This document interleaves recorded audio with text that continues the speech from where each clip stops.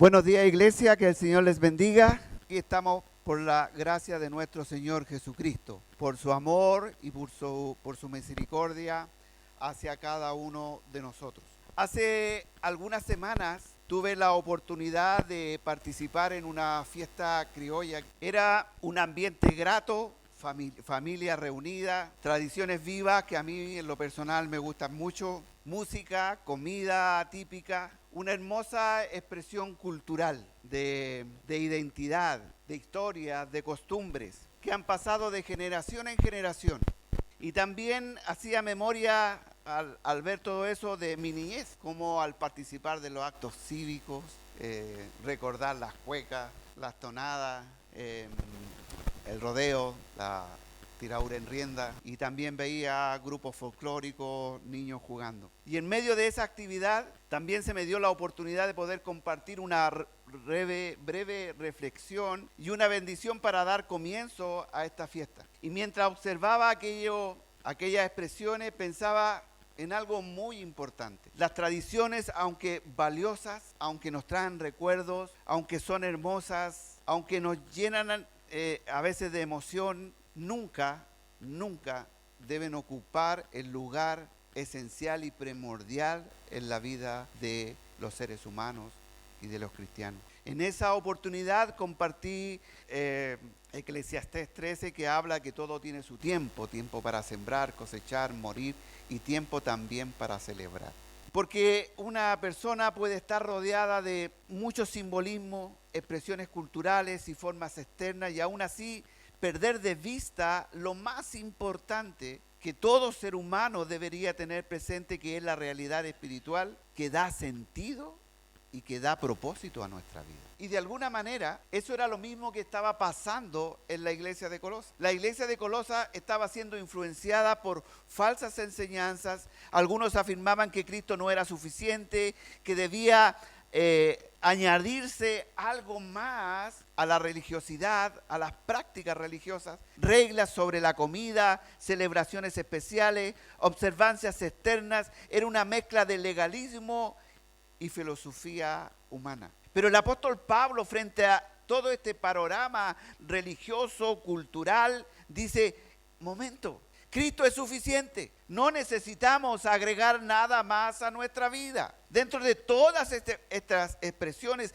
hay algo supremo, hay algo superior, que todo puede ser bonito, que nos puede llevar a recuerdos, que nos puede llevar a nuestra infancia, que nos puede emocionar. Hay algo más importante, que en Cristo estamos completos. Y en los versículos que vamos a ver a continuación nos muestra que todas estas prácticas culturales, legalistas o filosóficas eran solo sombras que apuntaban a una realidad mayor. Con esto en mente, les invito a leer Colosenses 2, del 11 al 17. Pero el sermón va a estar en los versos 16 y 17. Dice así la palabra del Señor: en él fuisteis circuncidados con circuncisión no hecha a manos, al echar de vosotros el cuerpo pecaminoso carnal en la circuncisión de Cristo, sepultados con él en el bautismo, en el cual fuisteis también resucitados con él mediante la fe en el poder de Dios que le levantó de los muertos. Y vosotros, estando muertos en pecados y en la incircuncisión de vuestra carne, os dio vida juntamente con él, perdonando todos los pecados, anulando el acta de los decretos que había contra vosotros, que nos era contraria, quitándola de en medio y clavándola en la cruz, y despojando a los principados y a las potestades, los exhibió públicamente, triunfando sobre ellos en la cruz. Por tanto, nadie os juzgue en comida o en bebida o en cuanto al día de fiestas, luna nueva o días de reposo, todo lo cual es sombra de lo que ha de venir, pero el cuerpo es de Cristo. Padre amado, te damos gracias una vez más, Señor, por el privilegio de reunirnos en tu santo nombre. Te damos gracias, Señor, porque tú no cambias, tú permaneces fiel, Padre. Señor, te damos gracias por la presencia de tu Espíritu Santo en cada uno de nosotros, Padre, y pedimos la ayuda, Padre, para poder entender tu palabra, ponerla en práctica, no desviarnos. Señor, entendiendo que tú siempre quieres lo mejor para nosotros. Somos débiles, Señor, y ovejas torpes. que siempre queremos salirnos del redil, Señor, y una oveja cuando logra salir, Señor, del redil, tiene la particularidad, Señor, de que ésta nunca encuentra o nunca regresa al redil porque no sabe por dónde salió. Señor, por eso pedimos tu ayuda, para que podamos, Señor, ser diligentes y que tu palabra, Señor, fluya, entendiendo que es lo mejor que podemos tener en nuestra vida. Oramos, Señor, en el nombre del Padre, del Hijo y del Espíritu Santo. Amén.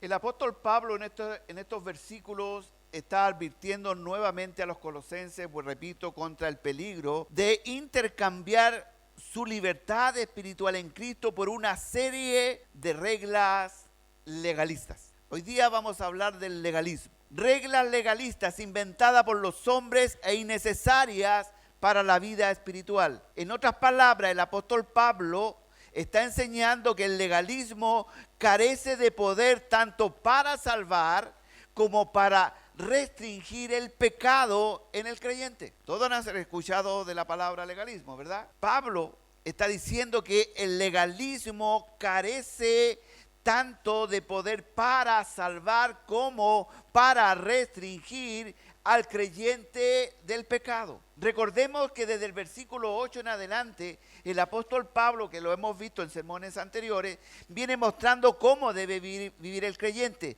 descansando completamente en la suficiencia de Cristo. Por eso, al llegar a estos versículos, confronta directamente todo intento de añadir algo o cargas a nuestra salvación, dejando claro que en Cristo hemos sido liberados y que no podemos volver atrás y volver a encadenarnos a las tradiciones, a reglas, a ritos que no tienen poder alguno para santificar al creyente. Advirtiendo en no dejarse de seducir por filosofías humanas. ¿Se acuerdan que lo vimos? Tradiciones, rudimentos del mundo, llamándonos a vivir conforme a Cristo, porque Cristo es suficiente. El peligro que enfrentaban los colosenses era precisamente desviar su mirada de Cristo, pensar que ellos necesitaban algo más para su salvación y santificación, que necesitaban cosas externas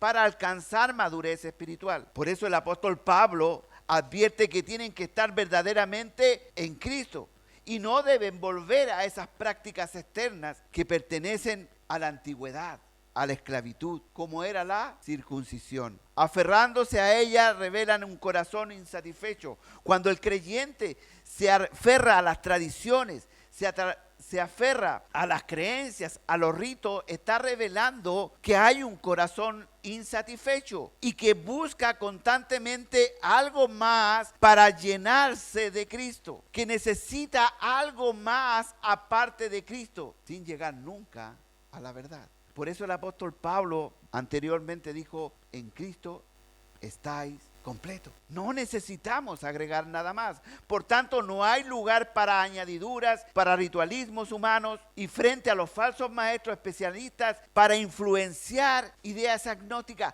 para colocar en el creyente la necesidad de buscar algo más. Eso era lo que hacían los falsos maestros. Decirle, usted, aparte de creer en Cristo, necesita algo más, haciendo insuficiencia la obra de Cristo. Y el apóstol Pablo está diciendo que, o está reafirmando que todo creyente que posee a Cristo, posee una salvación plena y suficiente, lograda completamente en la obra perfecta de Jesucristo en la cruz, y no necesitamos añadir nada más. Por eso el apóstol Pablo pasa de la doctrina de mostrarnos a Cristo, la suficiencia, su obra completa en la cruz, a la vida práctica. ¿Cómo debemos vivir a la luz de esta verdad? Porque una cosa es conocer teóricamente lo que Cristo hizo, pero como yo, al entender esto, lo traspaso a la vida práctica. Y no lo deja el apóstol Pablo a nuestra propia imaginación. No lo deja a mi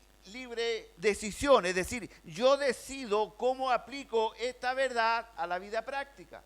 Sino que el apóstol Pablo, aparte de mostrarnos la plenitud de Cristo, la deidad de Cristo, la obra de Cristo, también nos dice cómo debemos vivir.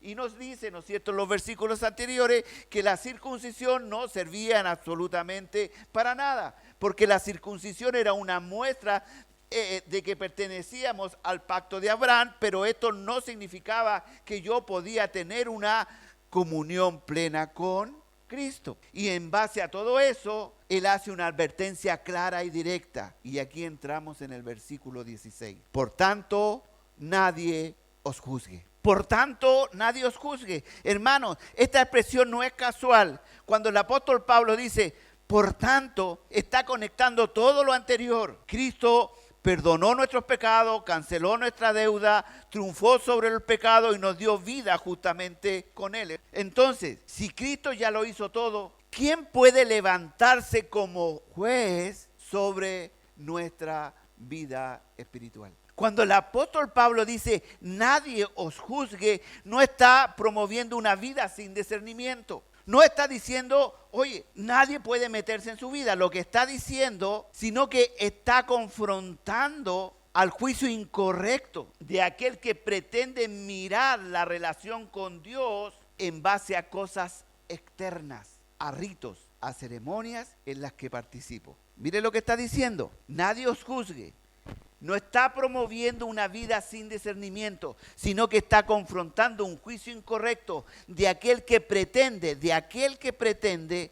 medir la relación con Dios en base a cosas externas, a ritos, a ceremonias en las que participo. Es decir, en palabras coloquiales, yo soy más espiritual que otro porque guardo el domingo, participo siempre en la cena, voy siempre a la iglesia el día domingo. Ahora alguien me podrá decir, sí, por eso que yo no voy los días domingo a la iglesia, porque nadie me puede meter. No. Lo que estamos diciendo es que yo no me puedo medir o no puedo medir la vida espiritual en base a esas cosas.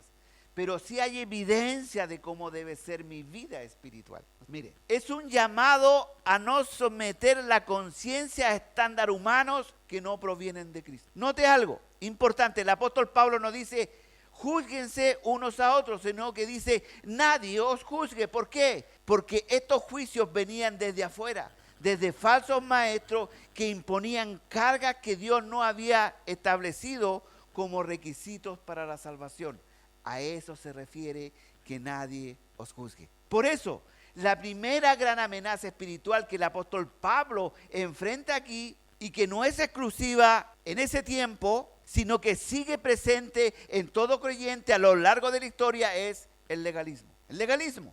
¿Y qué es el legalismo? El legalismo surge de una comprensión deficiente, incompleta del Evangelio. Se presenta como un peligro real, legalista. Usted puede decir, yo no soy legalista, pero yo creo que todos tenemos a veces algo de legalismo en nuestra vida. El legalismo es en esencia la religión de los logros humanos. El legalismo es la religión de los logros humanos. La idea de que el hombre puede ganar el favor de Dios por medio de su obediencia, como si Dios quedara en deuda conmigo. Es confiar en lo que uno hace para ser acepto delante de Dios o bendecido en lugar de descansar en la gracia y en la obra completa de Cristo. El Evangelio, en cambio, es Cristo dándonos a nosotros, el Evangelio de Cristo dado a nosotros en el cual somos completos. En Cristo no necesitamos nada más. Y eso lo podemos traducir en una palabra,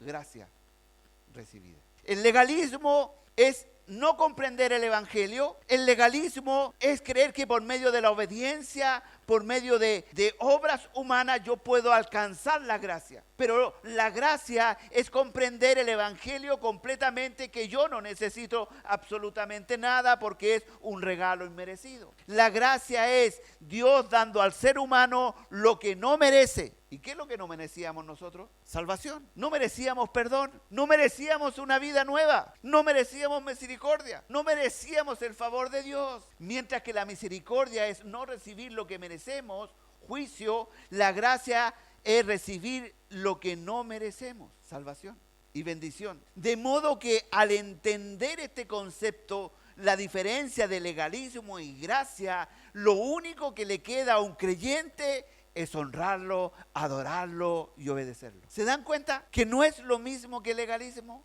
Sin embargo, el legalismo resulta atractivo al orgullo.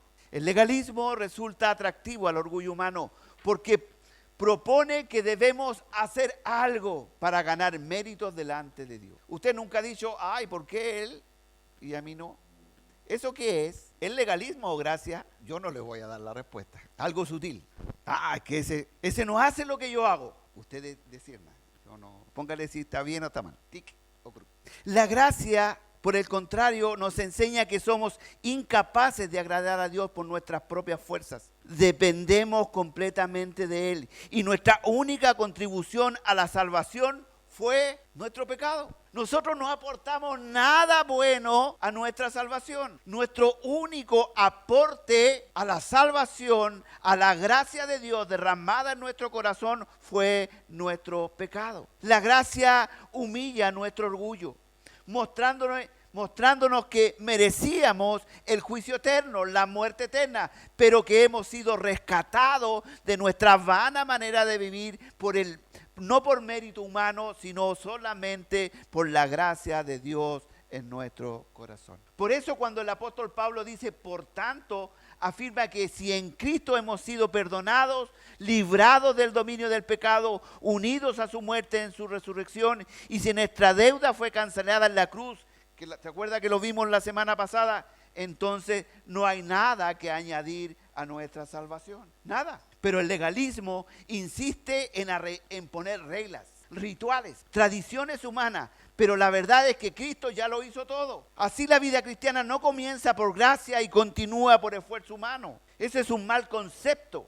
Sino que empieza por gracia, continúa en gracia y permanece en gracia. Eso es entender el Evangelio. Y no empezamos por gracia para después transformarlo en esfuerzo humano. La gracia siempre es la misma. La gracia no cambia. Ahora bien, es importante aclarar que buscar la santidad no es legalismo. Porque yo puedo confundir entre legalismo y gracia y decir, como yo no tengo que hacer nada, nadie me puede decir nada. Y yo ya la obra de Cristo ya la hizo. Como no tengo que añadir nada, me quedo aquí. Pero es importante aclarar que buscar la santidad no es legalismo. La Biblia enseña que todo creyente ha sido llamado a vivir en santidad y a obedecer la ley moral de Dios. Entonces no podemos tener un antónimo de la gracia. La gracia, al conocer este regalo inmerecido de Dios, al aceptarlo en mi corazón, a entender que no hay nada bueno en mí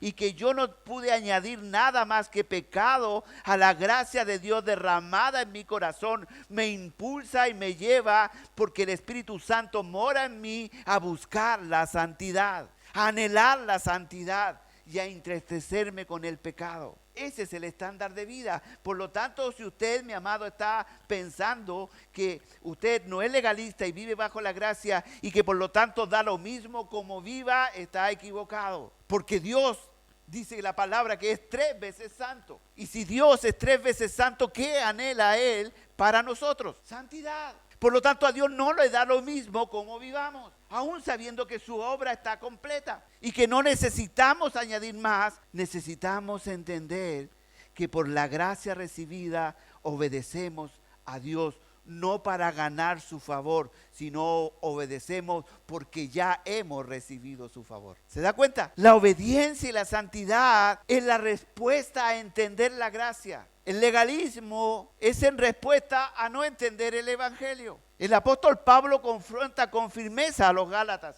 Gálatas 3:1-5, mostrándole que habían abandonado la sencillez de su fe para intentar perfeccionarse por medio de obras. La respuesta del apóstol Pablo es que ellos recibieron el Espíritu Santo experimentando la obra de Dios y no por cumplir la ley. ¿Qué dice la palabra? Sino por el oír con fe. ¿Se dan cuenta? No tiene que ver con rituales, no tiene que ver con ceremonia, tiene que ver con oír la palabra de Dios con fe para aplicarla a nuestra vida. Todas sus preguntas apuntan a una misma verdad. Tanto la salvación como la santificación y el crecimiento espiritual dependen únicamente de la gracia de Dios en Cristo, no del esfuerzo humano. ¿Quiere crecer espiritualmente? ¿Qué debemos hacer? Escudriñar las Escrituras y depender de la gracia de Dios. ¿Quiere tener una fe ferviente? ¿Qué debemos hacer? Estudiar las Escrituras y aplicar la gracia de Dios a nuestra vida. Yo puedo saber mucho de la Biblia, hermano. Y siempre hemos dicho de aquí, hay teólogos que saben mucho de la Biblia. Pero si no está la gracia de Dios operando en sus corazones, pueden estar guiados, y si no son guiados por la gracia, son guiados por el legalismo. Así, toda bendición que recibimos proviene de los méritos de Cristo, no porque Dios esté obligado a bendecirnos, sino porque en su amor así Él lo hizo. Él nos ama, nos adoptó por el puro afecto de su voluntad, dice la palabra, no porque hayamos hecho algo. Pensar que nuestras obras obligan a actuar a Dios, estamos en legalismo. Incluso en nuestras oraciones, muy suaves o muy sutiles, a veces revelan mucho legalismo, olvidando que todo lo que recibimos es únicamente por la gracia de Dios. Incluso yo puedo creer que entre más oro, Dios está obligado a responder mis oraciones. Eso es legalismo. Yo debo entender que entre más oro, más me voy a alinear con la voluntad de Dios. Y si yo no busco la voluntad de Dios, lo más probable es que esté viviendo el legalismo. Si usted no ora, hermano, lo más probable es que usted esté disfrazando su espiritualidad por legalismo. Por eso el apóstol Pablo nos advierte a los creyentes que no debemos dejarnos llevar por mandamientos humanos, especialmente en los asuntos dietéticos de la comida, que aún no han desaparecido en nuestros días. Porque hoy día, así como hay tantas religiones, también hay tantas dietas, hay tantos de que yo no como esto, no como esto otro, y sigo para allá, y sigo para acá. Y eso, siquiera sin pensarlo, muchas veces se introducen en la iglesia y empiezan a formar división en la iglesia. Cuando el apóstol Pablo dice, nadie os juzgue en comida o en bebida, señala que estas normas, como prohibir ciertos alimentos o bebidas, no tienen ningún poder para hacernos más aceptables delante de Dios. Usted conoce los que no toman café, los que no toman Coca-Cola. Pensar que por lo que hacemos, bebemos o vestimos, Dios nos acepta más, refleja una incomprensión incompleta del Evangelio. Pues la Escritura enseña que ya somos aceptos delante de Cristo por su obra perfecta en la cruz. Jesús mismo afirmó que no es lo que entra en el hombre lo que contamina al hombre, sino lo que sale de su corazón. Marcos 17, 14, 19. El problema entonces no es externo, sino es interno. Por eso el reino de Dios no consiste en comida o en bebida, sino en justicia, paz, gozo en el Espíritu, dice Romanos 14, 17. Hermanos, debemos tener cuidado de no confundir la verdadera obediencia que nace del amor y la gratitud a Dios con prácticas rituales que nada aportan y que nada añaden a la salvación, sino que lo que estamos haciendo es pensar que la obra de Cristo no fue suficiente o no es suficiente para llevarme a la gloria. No obedecemos para ganar el favor de Dios, sino porque en Cristo ya lo hemos recibido todo. Amamos la santidad porque Cristo es santo y porque Él aborrece el pecado. Es como si una persona recibiera un regalo completamente pagado, envuelto, listo para ser disfrutado, pero usted insiste en pagarlo. Eso es legalismo. No, si es un regalo, no, pero dime cuánto cuesta. No, si está pagado, recíbalo, es suyo. No, pero que yo quiero pagarlo. No solo es innecesario, sino que en el fondo está desvalorizando el regalo del otro. Una vez con un integrante de mi familia estaba conversando sobre los regalos y en esa conversación decía que no me gustan los regalos que me dan. Entonces la intervención fue, ¿y de cuándo los regalos me tienen que gustar? Si los regalos son regalos. ¿En qué parte, en qué momento se cambió? ¿En qué momento se dio vuelta de que el regalo tenía que satisfacer mi necesidad? Un regalo es un regalo y hay que recibirlo como es, un regalo. Tú puedes decidir usarlo o no usarlo. Yo decido usarlos todos. Regalo es un regalo. Regalo es un regalo. Y el que me lo regala no tiene ninguna obligación de regalármelo. Por lo tanto lo recibo. Esta quizás una burda ilustración refleja lo que Cristo hizo con gracia y nos ha regalado por gracia, salvación. Porque si no, de lo contrario sería legalismo. Intentar pagar lo que Cristo ya pagó completamente en la cruz. Por lo tanto, si estamos en Cristo no necesitamos añadir nada a nuestra fe. Nuestra aceptación delante de Dios no está basada en lo que comemos o dejamos de comer, ni en prácticas externas. Está basada únicamente en la obra perfecta de Cristo. Y ahora el apóstol Pablo especifica aún más las tareas donde se estaba ejerciendo este juicio indebido, diciendo en el mismo versículo: por tanto, nadie os juzgue en comida o en bebida, o en cuanto a los días de fiesta, luna nueva o días de reposo. Y aquí entra directamente en el terreno donde los falsos maestros estaban presionando la conciencia de los creyentes en Colosa. Imaginemos que alguien constantemente dice: si realmente quieres agradar a Dios, debes hacer esto, debes dejar esto y lo otro, debes cumplir con esto adicionalmente, y así sucesivamente. ¿Qué iba a pasar con este creyente? Poco a poco esa persona dejará de mirar a Cristo y comenzará a vivir bajo una constante carga de poder cumplir con las exigencias que le han impuesto. ¿Por qué? Porque así él va a creer que cumpliendo ciertas normas y ciertas reglas será acepto delante de Dios. Y a la larga eso no produce libertad, produce esclavitud.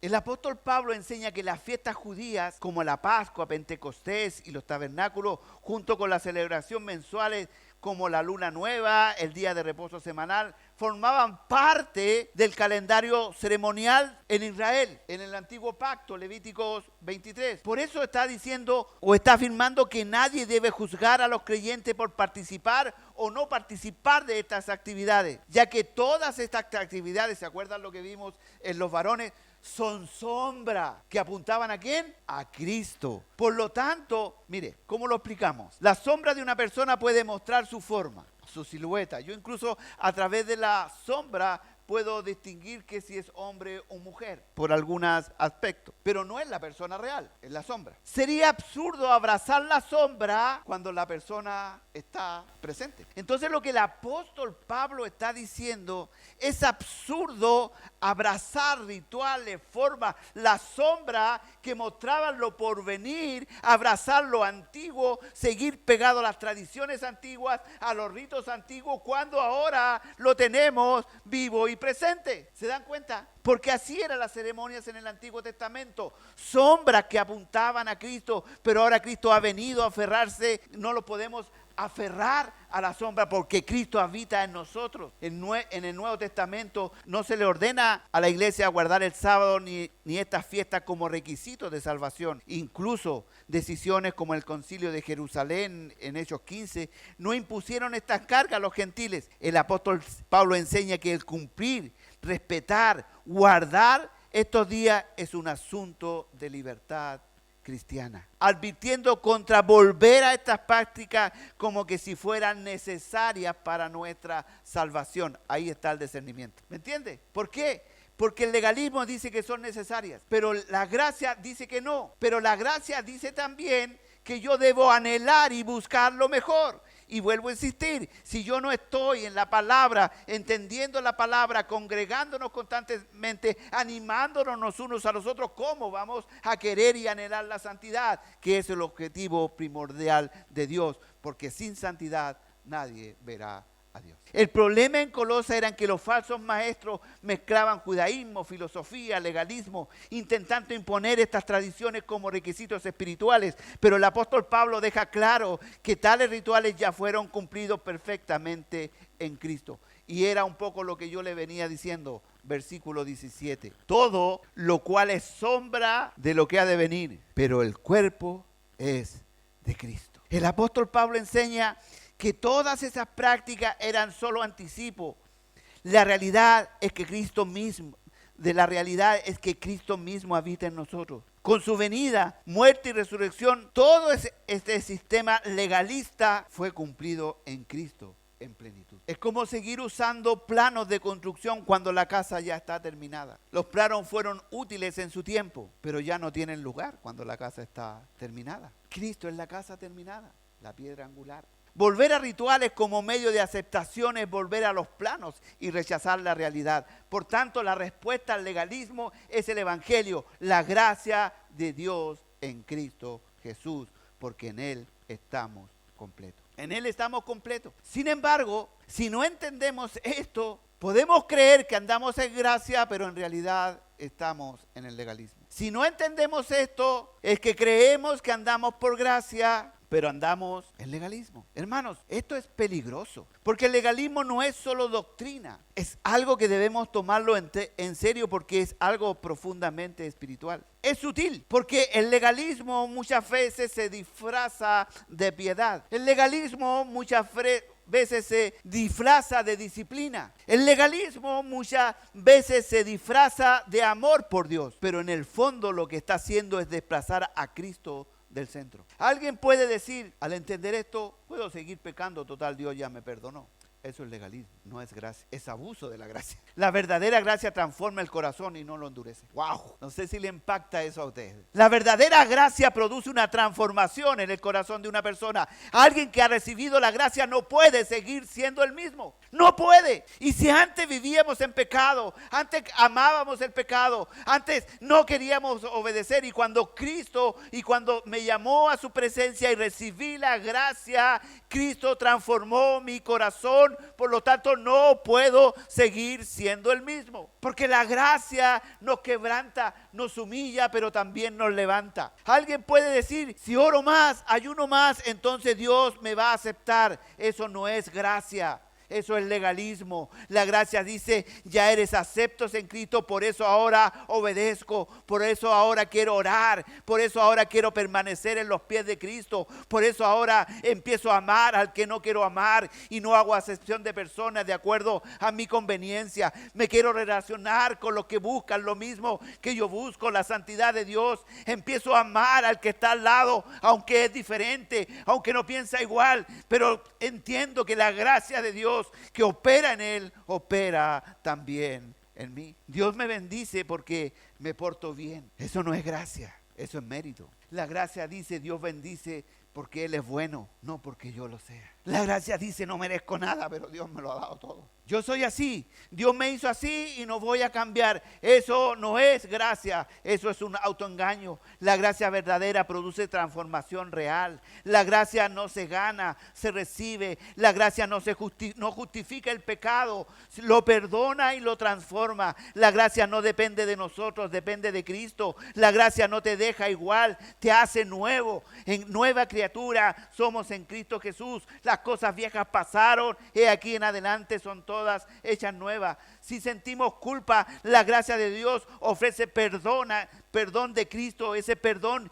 que trae paz, que trae sosiego y también trae el deseo de perdonar. Si luchamos contra el pecado, la gracia no le da lo mismo. La gracia nos hace que los contriamos, que cambiemos, que busquemos la presencia de Dios para que nos muestre que no estamos con acuerdo o no estamos funcionando conforme a su voluntad. Porque la gracia opera cuando no nos creemos dignos. Es ahí precisamente donde la gracia actúa. Cuando entendemos que no hay nada bueno en mí y que todo lo bueno que hay en mí es por su gracia. La gracia de Dios no es solo que Él nos ama a pesar de lo que somos, sino que nos ama tanto que no nos deja igual.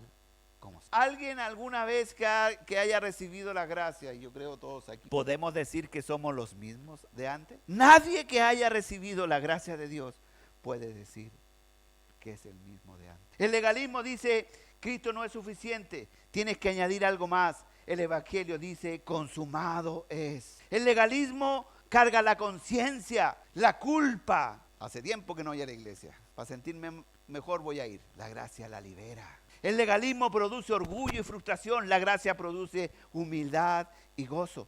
Por eso el apóstol Pablo es tan claro cuando dice, nadie os juzgue, no permitas que nadie te esclavice a lo que Cristo ya ha libertado en ti. Hermanos, examinemos nuestro corazón, porque eso es lo que debemos hacer a través de la palabra de Dios. Examinar nuestro corazón. ¿En quién estamos confiando? ¿Estamos confiando en la gracia de Dios o estamos confiando en nosotros mismos? acuérdese que es sutil. ¿En quién estamos confiando? ¿En Cristo o en lo que hacemos para sentirnos aceptados delante de Dios? Nuestra paz depende de la obra de Cristo y no de nuestro desempeño espiritual. Hermanos, cuando estamos a cuenta con Dios, cuando estamos aferrados a Dios, muchas cosas refalan. Muchas cosas refalan porque el poder de Dios opera en la gracia de Dios que habita en nosotros. ¿Y por qué refalan? Porque si algo no viene de Cristo no tiene autoridad sobre nuestra vida espiritual.